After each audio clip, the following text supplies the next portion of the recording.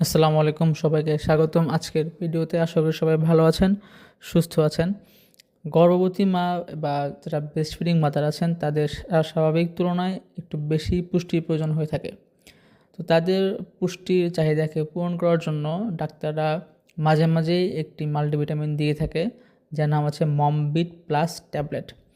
তো এই মাল্টিভিটামিনটি খুবই গুরুত্বপূর্ণ মায়েদের জন্য।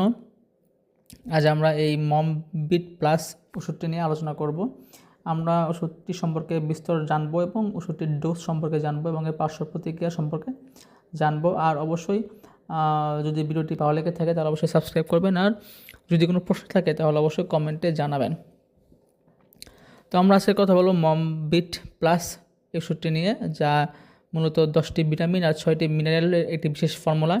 এটি গর্ভবতী মা এবং যারা ব্রেস্ট ফিডিং মাদার আছেন তাদের জন্য আদর্শ পুষ্টির সমাধান হতে পারে। তো মমবিট প্লাসে আপনি পাচ্ছেন হচ্ছে vitamin A, B1, B2, B3, B5, B6, B12, C, D এবং ই, যা শরীরের শক্তি এবং ইমিউনিটি বৃদ্ধি করে এবং সুস্থ ত্বকের জন্য কার্যকারী। 6টি যে মিনারেল রয়েছে তার মধ্যে রয়েছে iron, calcium, zinc, magnesium, selenium এবং ক্রোমিয়াম, যা হাড় গঠনে সাহায্য করে এবং রক্ত সঞ্চালনকে উন্নত করে। এটি আপনার মা এবং শিশুর স্বাস্থ্যের জন্য পুষ্টি সরবরাহ করে থাকে। আর আমি যদি এই ওষুধটির ব্যবহার বিধি সম্পর্কে বলি, তাহলে ডাক্তার বা ফার্মাসিস্টের পরামর্শ অনুযায়ী আপনি প্রতিদিন একটি করে ট্যাবলেট সেবন করতে পারবেন। আর যদি আমি মমবিট প্লাসের প্রাইস সম্পর্কে বলতে যাই, তাহলে এটার প্রাইস হচ্ছে আপনার